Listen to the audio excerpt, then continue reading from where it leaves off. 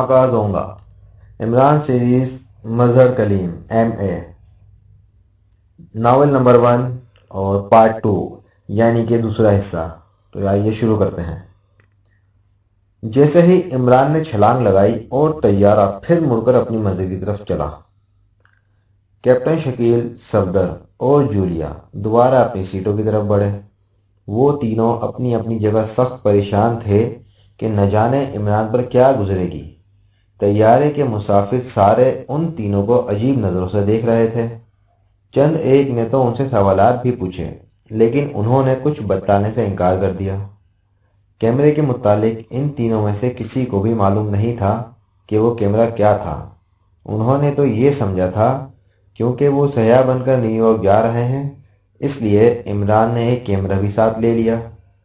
لیکن اب انہیں معلوم ہوا کہ یہ کیمرہ بشرطے کہ یہ کیمرہ ہو کوئی انتہائی اہم چیز تھی۔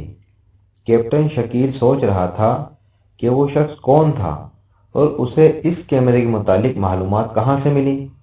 صفدر اور جولیا سوچ رہے تھے کہ نیو یارک جا کر وہ کیا کریں گے، کیونکہ انہیں بذات خود کوئی معلومات نہ تھیں۔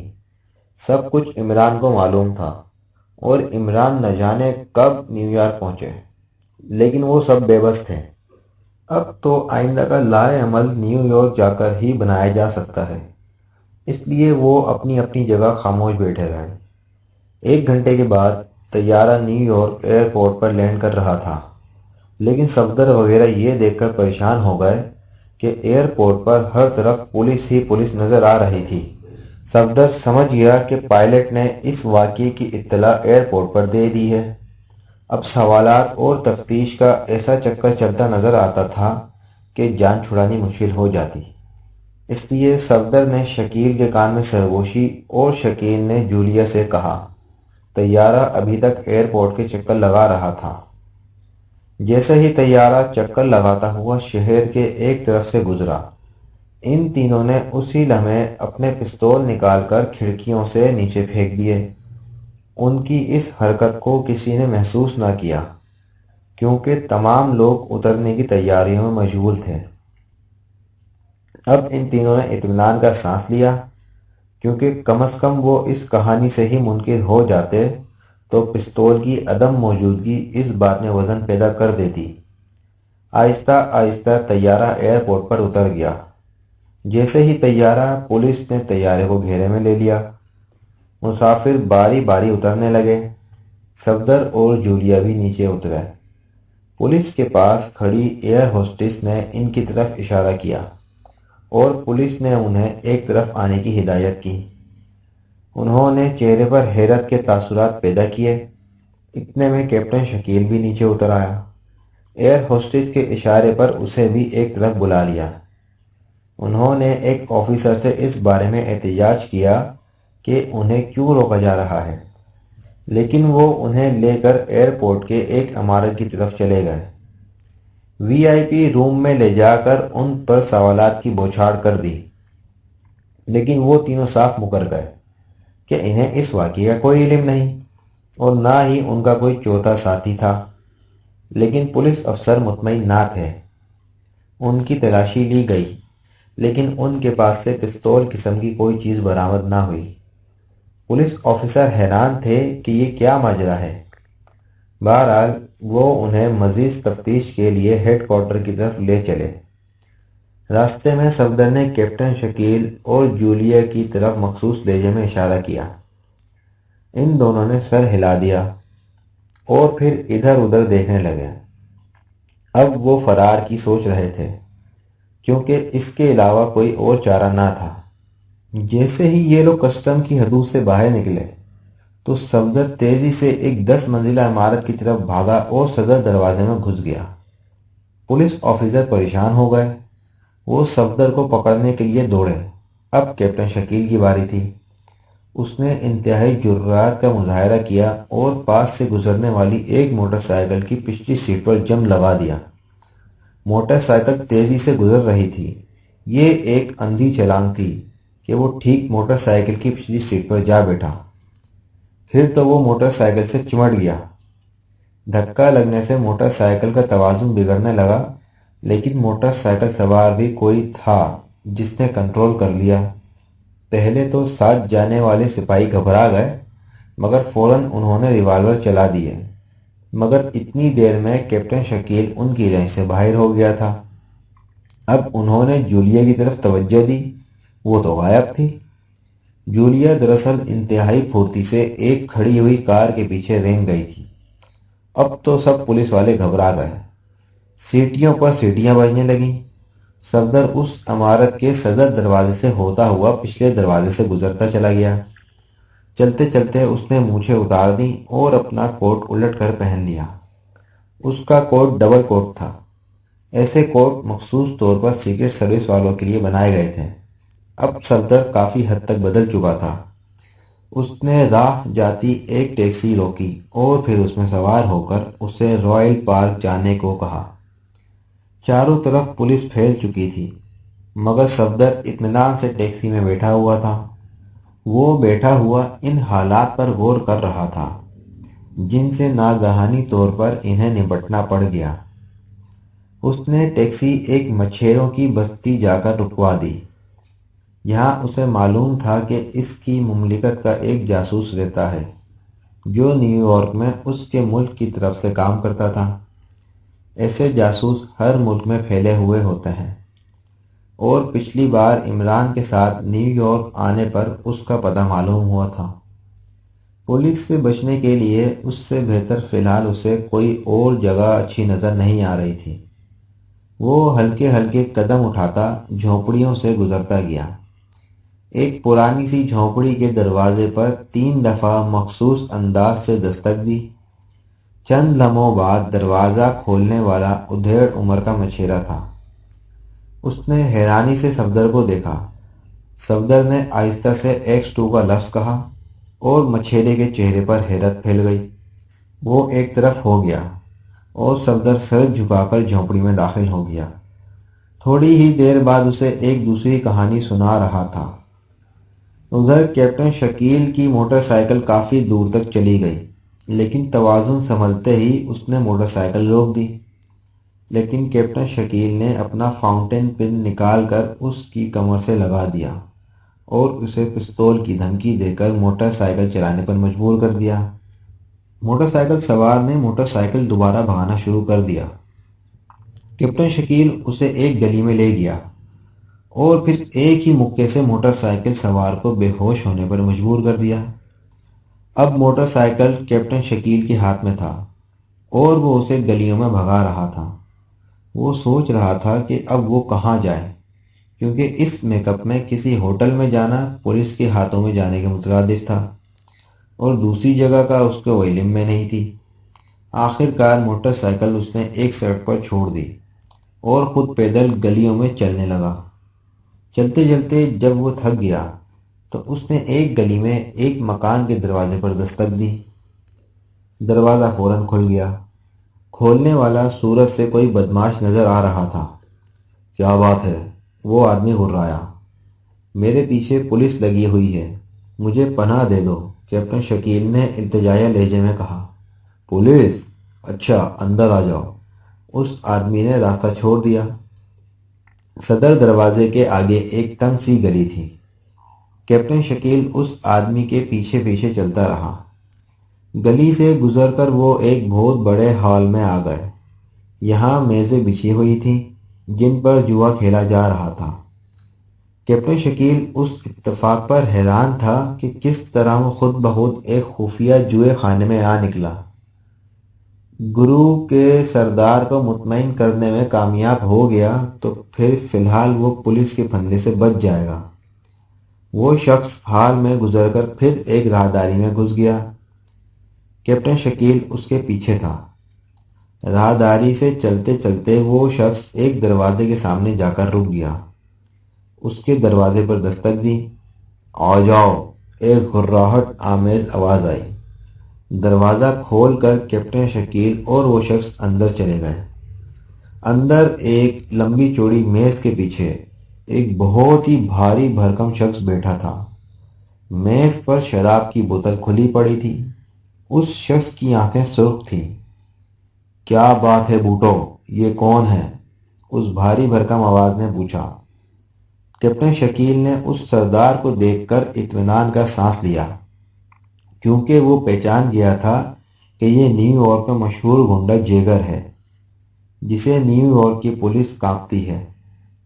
और जेगर उसका दोस्त था। चंद साल पहले जब वो एक मिलिट्री ऑपरेशन के लिए यहाँ मौजूद था, तो एक मौके पर इत्तफाकी तौर पर उसने जेगर की जान बचाई थी।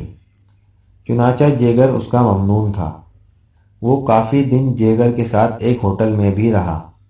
जेगर उस होटल का मालिक था, लेकिन उसके इस खुफिया अड्डे का पता कैप्टन शकील को नहीं था।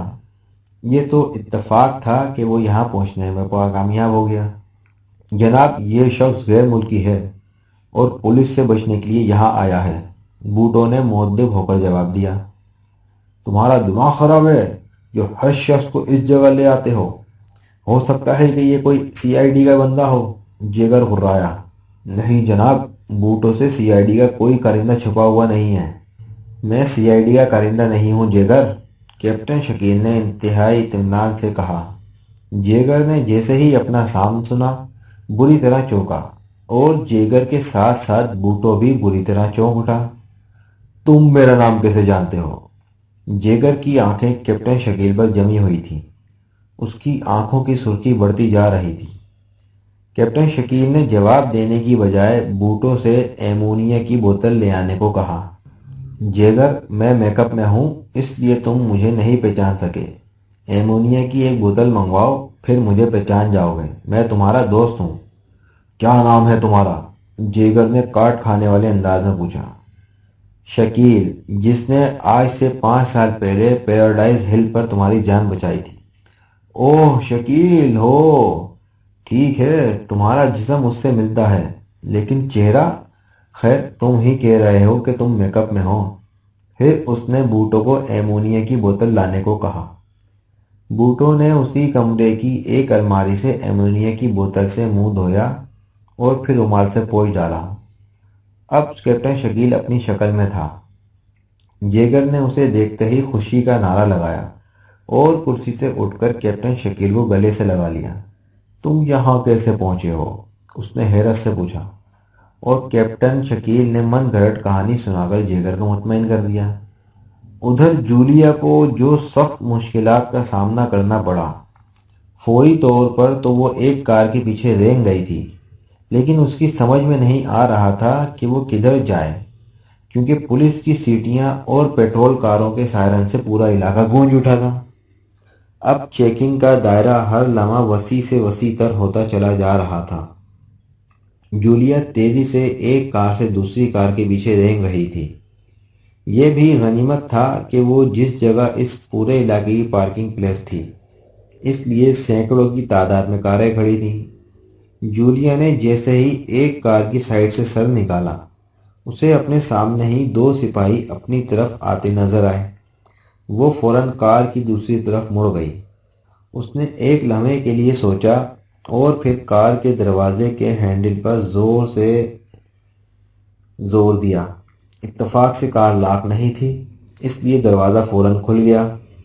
जूलिया तेजी से पिछली सीटों के दरमियान दबक गई और दरवाज़ा आहिस्ता से बंद कर दिया। वो सिपाही तो गुजर गए, लेकिन अब हर तरफ सिपाहियों की भारी बूटों की आवाज़ें आसपास हर चार तरफ से आनी शुरू हो गईं। अब जूलिया हैरान थी कि वो क्या करे, क्योंकि कब तक यहाँ पड़ी रहती। अगर कार का मालिक आ जाए तो वो फौरन गिरफ्तार हो जाएगी। लेकिन अब बाहर निकलने का भी मौका बाकी नहीं रहा था, क्योंकि अब तो पुलिस के कदमों की आवाज़ें उसे मुस्तकिल कार के इर्द गिर्द आनी शुरू हो गई थी। इसलिए वो तन बे तकदीर वहीं दुबकी पड़ी रही। अचानक उस कार का दरवाज़ा खुला और एक शख्स ड्राइवर की सीट पर आकर बैठ गया, और फिर कार आहिस्ता आहिस्ता रेंगने लगी। जूलिया ने दिल ही दिल में खुदा का शुक्र अदा किया कि कार वाला अकेला था। अगर उसके साथ दूसरे लोग होते तो वो फौरन पकड़े जाते। अब कार खुली सड़कों पर आ गई थी। उसकी रफ्तार भी काफ़ी तेज थी। जूलिया ने आहिस्ता से सर सीटों से बाहर निकालकर इधर उधर देखा। اس نے دیکھا کہ کار چلانے والا ایک خوش پوش نوجوان تھا جو بڑے اطمینان سے کار چلا رہا تھا۔ اسے شاید نہیں معلوم تھا کہ پولیس کی مطلوبہ مجرمہ کو اپنے ساتھ لیے جا رہا ہے۔ جولیا اب آئندہ کے متعلق سوچنے لگی، کیونکہ اس بار ان کے ساتھ عجیب و غریب واقعہ پیش آیا تھا۔ نہ جانے کیپٹن شکیل اور صفدر کہاں ہوں گے۔ اچانک کار ایک کوٹھی کے کمپاؤنڈ میں مڑ گئی۔ جولیا دوبارہ سیٹوں میں دبک گئی۔ کار آہستہ آہستہ پورچ میں جا کر رک گئی۔ نوجوان نے کار کا دروازہ کھولا اور سیٹی بجاتا ہوا کوٹھی میں داخل ہو گیا۔ جولیا آہستہ سے باہر نکلی اور کوٹھی کے صدر دروازے سے باہر نکل گئی۔ اب وہ سوچ رہی تھی کہ کہاں جائے اور پولیس سے کس طرف بچے۔ ایک لمحے کے لیے اس نے سوچا کہ رات کسی غیر معروف ہوٹل میں گزار دے، لیکن اسے معلوم تھا کہ پولیس سب سے پہلے ہوٹلوں کو چھاپے گی۔ آخر اس نے یہ سوچا کہ کسی کوٹھی میں پیئنگ گیسٹ بطور کے طور پر رہ پڑے گی۔ نیو یارک میں پیئنگ گیسٹ کا رواج عام تھا، اس لیے جولیا نے نزدیکی ایک کوٹھی کا رخ کیا۔ 3-4 کوٹھیاں پھرنے کے بعد آخرکار اسے ایک معقول جگہ مل گئی۔ اب کوٹھی میں وہ ہر طرح محفوظ ہو گئی۔ عمران کیمرہ کندھے پر لٹکائے دوبارہ پہاڑی پر چڑھنے لگا۔ اس کی رفتار خاصی تیز تھی۔ وہ جلد از جلد پہاڑی پر پہنچنا چاہتا تھا۔ تقریباً 1 گھنٹے کی لگاتار چڑھائی کے بعد وہ پہاڑی کی دوسری طرف ایک بہت بڑے میدانی علاقے میں تھا، جس میں جا بجا بڑے بڑے ٹیلے تھے۔ درمیان میں بل کھاتی ہوئی ایک سڑک موجود تھی۔ عمران سڑک پر چلنے لگا۔ اچانک اسے خیال آیا کہ یہاں کے لوگوں نے پیراشوٹ اترتے ضرور دیکھے ہوں گے، اس لیے اگر انہوں نے یہاں کی پولیس کو اطلاع دے دی تو پولیس یہ تمام علاقہ چھان مارے گی، اور عمران ان حالات میں کسی طور پولیس کے ہاتھوں میں نہیں آنا چاہتا تھا۔ لیکن کافی دیر چلنے کے باوجود اسے کوئی پولیس مین نظر نہیں آیا۔ اب اسے اطمینان ہو گیا کہ یا تو شاید کسی نے پیراشوٹ اترتے نہیں دیکھا، اگر دیکھا ہے تو اطلاع نہیں دی، یا یہاں عموماً پیراشوٹ اترتے رہتے ہوں گے، اس لیے کسی نے توجہ نہیں دی۔ بہرحال جو کچھ بھی ہو، اس کے لیے صورتحال فائدہ مند تھی۔ وہ تیزی سے سڑک پر چلتا گیا۔ اب وہ میدان ختم ہو گیا تھا اور دور تک کھیتوں کا سلسلہ نظر آتا تھا۔ عمران کے کپڑے بھی اسی اثنا میں سوکھ گئے تھے، اس لیے اب وہ چلنے میں زیادہ تیزی پیدا کر سکتا تھا۔ وہ سوچ رہا تھا نہ جانے کیپٹن شکیل، صفدر اور جولیا پر کیا گزری ہوگی۔ چلتے چلتے وہ ایک گاؤں میں پہنچ گیا۔ یہاں آ کر اسے معلوم ہوا کہ یہ امریکہ کا ایک دور افزا گاؤں ہے اور نیو یارک یہاں سے تقریباً 200 میل دور ہے۔ جہاں سے نزدیک ترین شہر 40 میل دور تھا۔ اب وہ جلد از جلد اس شہر میں پہنچنا چاہتا تھا۔ آخر اسے ایک شخص ایسا مل گیا جو اپنی ویگن پر سبزی لے کر شہر جا رہا تھا۔ عمران بھی اس کے ساتھ شامل ہو گیا۔ تقریباً 1.5 گھنٹے کے بعد وہ لوگ شہر پہنچ گئے۔ عمران سیدھا ایک ہوٹل میں گیا۔ وہاں جا کر اس نے کھانے کا آرڈر دیا اور کھانے کا انتظار کا وقت کاٹنے کے لیے اس نے اخبار اٹھا لیا، لیکن پہلے صفحے پر نظر پڑتے ہی وہ چونک اٹھا، کیونکہ اس میں 2 مردوں اور ایک عورت کا ایئرپورٹ سے پراسرار افراد کا حال دیا ہوا تھا کہ کس طرح وہ پولیس کو جلد دے کر غائب ہو گئے، اور انتہائی کوششوں کے باوجود اب تک ان کا نہیں پتہ چل سکا۔ اس میں ان کے کسی چوتھے ساتھی کے متعلق بھی لکھا ہوا تھا۔ اخبار میں ان تینوں کے حلیے بھی درج تھے، جس سے عمران سمجھ گیا کہ یہ شکیل، صفدر اور جولیا ہیں۔ وہ سوچ رہا تھا کہ یہ تینوں نیو یارک میں کہاں چھپے ہوں گے۔ حالانکہ اخبار میں تو درج نہیں تھا، لیکن وہ سمجھ گیا کہ طیارے کے پائلٹ نے پولیس کو اطلاع دی ہوگی اور وہ تینوں مقامی پولیس سے بچنے کے لیے فرار ہو گئے ہوں گے۔ ان حالات میں اب اس کے لیے اور بھی ضروری ہو گیا تھا کہ وہ جلد از جلد نیو یارک پہنچے اور حالات کو سنبھالے، کیونکہ کل سے میٹنگ شروع ہو رہی تھی۔ ویٹر کھانا لے آیا تو اس نے بھی جلدی جلدی کھانا کھایا اور بل ادا کر کے باہر نکل آیا۔ ہوٹل کے باہر ایک پبلک فون بوتھ تھا۔ عمران اس میں گھس گیا اور ڈائریکٹری سے ایئرپورٹ انکوائری نمبر دیکھ کر اس نے ایئرپورٹ انکوائری کو رنگ کیا۔ یہ اس کی انتہائی خوش قسمتی تھی یا محض ایک اتفاق کہ 10 منٹ کے بعد ایک فلائٹ نیو یارک جا رہی تھی۔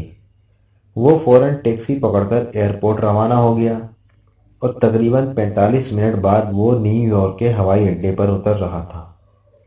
یہ چونکہ ایک مقامی سروس تھی، اس لیے کسی نے بھی اس سے پاسپورٹ چیک نہ کیا اور وہ اطمینان سے چلتا ہوا ایئرپورٹ کی بلڈنگ سے باہر آ گیا۔ اب وہ فوراً CIB کے سربراہ سے ملنا چاہتا تھا، کیونکہ کل کی میٹنگ کی سربراہی بھی CIB ہی کر رہی تھی۔ چنانچہ اپنی آمد کی اطلاع بھی انہیں دینی تھی اور اس کے بعد اپنے ساتھیوں کو بھی ڈھونڈنا تھا۔ اس لیے اس نے ٹیکسی ڈرائیور کو منکن روڈ پر چلنے کو کہا۔ منکن روڈ پر ایک بہت بڑی عمارت میں CIB کا ہیڈ کوارٹر تھا۔ عمران جو ہی کمرے میں داخل ہوا تو اسے ایک چوکیدار نے دروازے پر ہی روک لیا۔ اے مسٹر، تم اندر کہاں جا رہے ہو؟ چوکیدار کی آواز میں تلخی نمایاں تھی۔ اپنی خالہ کے گھر جا رہا ہوں۔ تمہارا کوئی دھوس ہے؟ عمران اپنے مخصوص لہجے میں بولا۔ تمہارا دماغ خراب ہے؟ چلو بھاگو یہاں سے۔ چوکیدار حیرت سے اس خوش پوش شخص کو دیکھ رہا تھا۔ کیوں؟ کیا میرے خالو مسٹر کاپل اس گھر میں نہیں رہتے؟ عمران نے جسم کو لچکاتے ہوئے کہا۔ مسٹر کاپل؟ ہاں ہاں، مسٹر کاپل وہی موٹے سے بند گلے کی جیکٹ پہنے اور نیلے رنگ کا مفلر پہنتے ہیں، منہ میں ہر وقت لمبا سا پائپ رکھتے ہیں، وہی تو ہیں میرے خالو۔ عمران تیزی سے بولتا چلا گیا۔ مسٹر کاپل ہیں تو صحیح، مگر یہ دفتر ہے، گھر نہیں۔ چوکیدار اب نرم پڑ گیا۔ چلو گھر نہ صحیح، دفتر ہی صحیح۔ تم کاپل صاحب کو جا کر کہو کہ آپ کا بھتیجا عمران آیا ہے، دیکھو کیسے بلاتے ہیں ہمیں۔ اگر نہ بلایا اور مجھے ڈانٹ پڑ گئی تو؟ چوکیدار شش پنج میں بولا۔ اگر نہ بلایا تو 100 روپے دوں گا، اور اگر بلایا تو روپیہ تم بھی مجھے دینا۔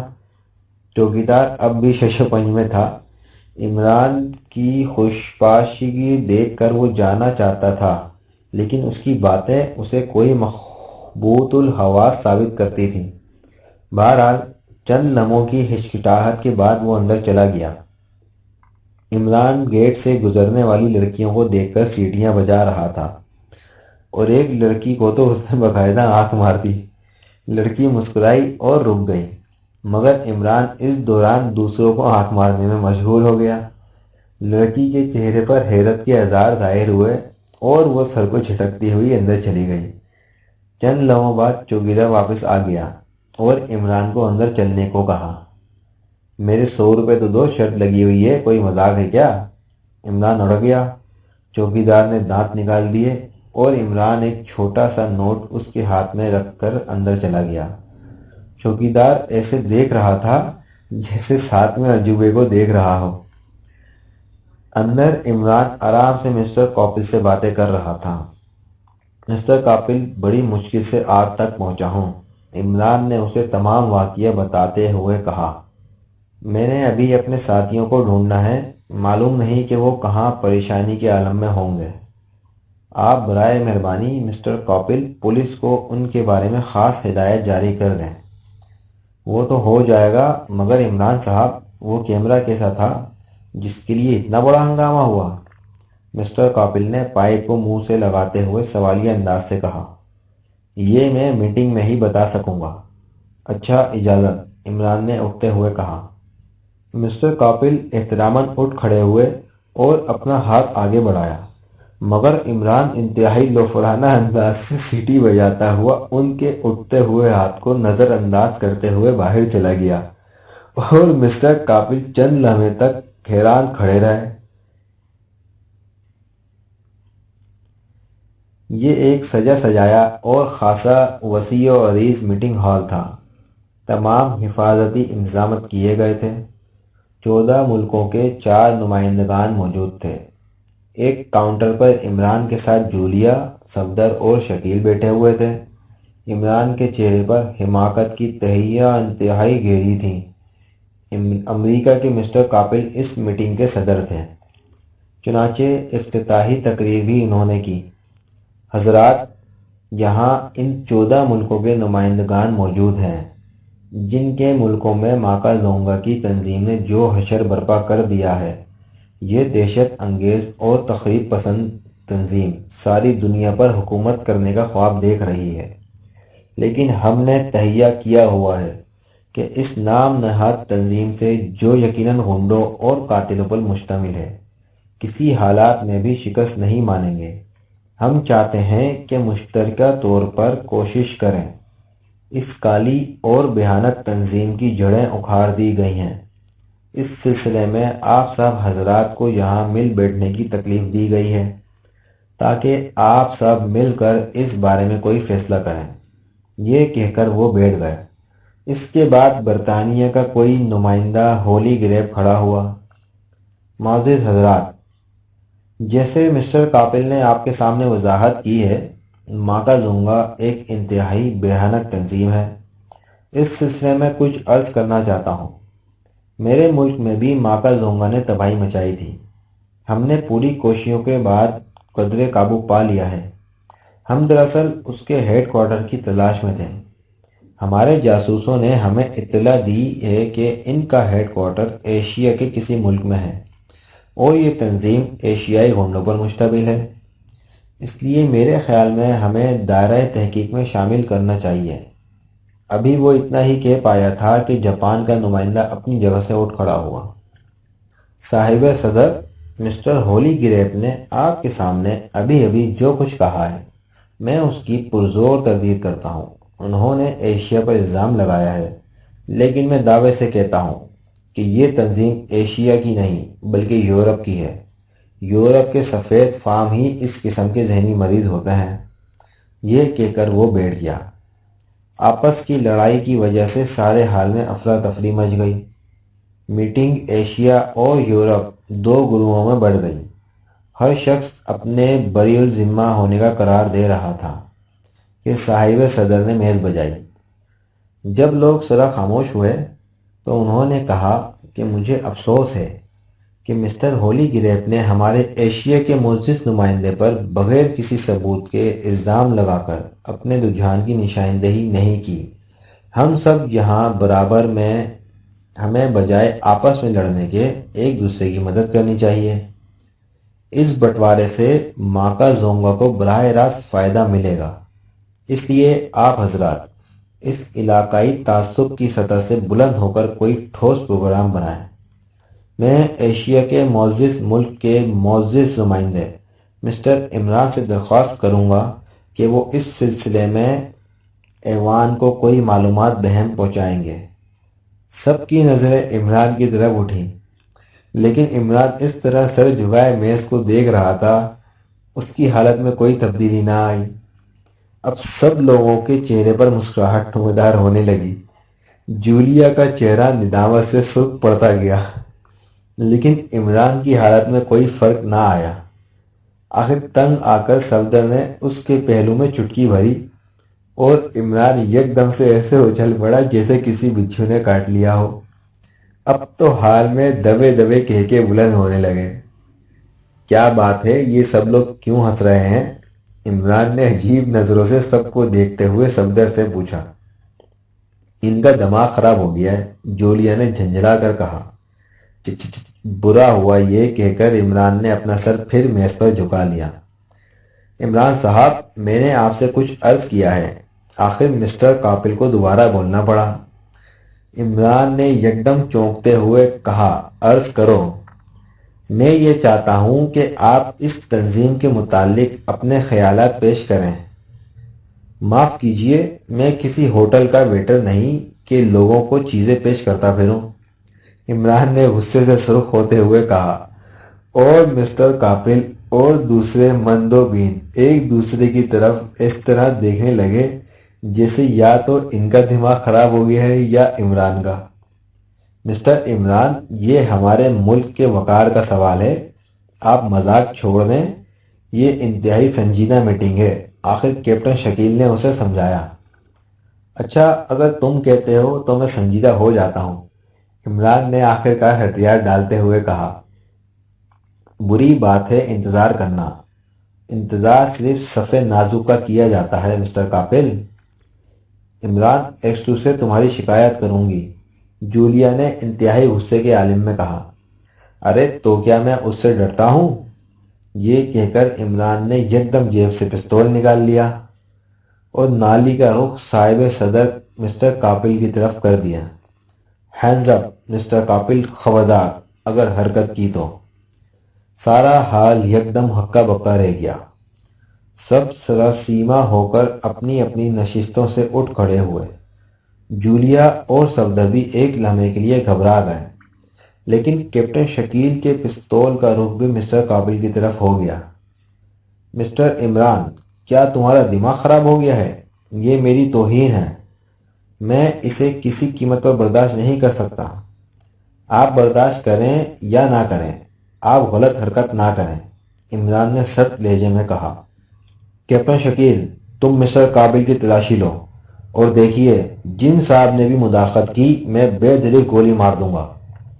کیپٹن شکیل مسٹر کاپل کی پشت پر پہنچے کر اس نے مسٹر کاپل کی جیب سے ایک چھوٹا سا سیاہ باکس اور ایک ریوالور نکال لیا۔ سیاہ باکس کو دیکھتے ہی مسٹر کاپل نے بھاگنے کی کوشش کی، لیکن کیپٹن شکیل کے ریوالور سے ایک شعلہ لپکا اور مسٹر کاپل کے عین دل پر رنگین سا سوراخ کرتا گیا۔ مسٹر کاپل فرش پر گر پڑے۔ اب عمران نے تمام مندوبین کو طرف دیکھتے ہوئے کہا، آپ سب حضرات اپنی اپنی سیٹوں پر تشریف رکھیں، میں ابھی اس معاملے کی وضاحت کر دیتا ہوں، لیکن ایک بار پھر میں آپ سب لوگوں کو بتا دینا چاہتا ہوں کہ کوئی صاحب مداخلہ کرنے کی کوشش نہ کریں۔ پھر عمران نے جولیا اور صفدر کو حکم دیا کہ وہ ریوالور لے کر مختلف کونوں میں جائیں اور سب پر نظر رکھیں، جو بھی مشتبہ حرکت کرے فوراً اسے گولی مار دیں۔ تمام مندوبین گم سم اپنی اپنی سیٹوں پر بیٹھ گئے۔ ان سب کے چہرے زرد تھے، منہ پر ہوائیاں اڑ رہی تھیں۔ حضرات، آپ سب کی حیرت بجا ہے، لیکن یہ مسٹر کاپل اصلی مسٹر کاپل نہیں ہے۔ عمران کے اس انکشاف نے سب کو اور بھی بھوکلا دیا۔ وہاں حال میں ہلکی ہلکی سرگوشیاں شروع ہو گئیں۔ سنیے حضرات، آپ سب کو ثبوت چاہیے، میں ابھی آپ کو دکھا دیتا ہوں۔ اس نے ایک سیکیورٹی گارڈ کی طرف اشارہ کر کے کہا، ایمونیا کی بوتل لاؤ۔ گارڈ چند لمحے بعد ایمونیا کی بوتل لے آیا۔ کیپٹن شکیل، ایمونیا کی بوتل سے مسٹر کاپل کا منہ دھو ڈالو۔ کیپٹن شکیل نے ایمونیا سے مردہ مسٹر کاپل کا منہ دھونا شروع کر دیا۔ میک اپ اترنا شروع ہو گیا۔ اب مسٹر کاپل کی بجائے ایک اور شخص کا چہرہ سامنے آ گیا۔ دیکھیے حضرات، آپ سب نے ملاحظہ فرما لیا کہ یہ مسٹر کاپل نہیں ہے۔ آپ کو ان پر شک کیسے ہوا؟ انڈونیشین نے عمران سے سوال کیا۔ صبر کریں، میں آپ سب کو ساری تفصیل بتا رہا ہوں۔ اس کے بعد عمران نے سفر کے دوران پیش آنے والا واقعہ تمام عمران کو تفصیل سے بتایا۔ تو حضرات، جب میں مسٹر کاپل کے پاس ملنے کے لیے گیا تو میں نے نوٹ کیا مسٹر کاپل مجھے دیکھ کر ایک لمحے کے لیے چونکے۔ اس کے بعد میرے کاندھے پر لٹکے ہوئے کیمرے کو دیکھ کر ان کے چہرے پر تشویش کے آثار نمایاں ہوئے۔ اس سے میں کچھ کھٹک گیا، کیونکہ اگر وہ اصل مسٹر کاپل ہوتے تو انہیں میرے اس واقعے کا کیسے علم ہو گیا؟ اس کے علاوہ آج میٹنگ کے دوران ان کا ہاتھ بار بار جیب میں جا رہا تھا، اور مسٹر کاپل کو میں اچھی طرح جانتا ہوں کہ وہ بات کرتے وقت ہمیشہ اپنے بائیں کان کو مڑوڑتے رہتے ہیں، یہ ان کی عادت بن چکی ہے۔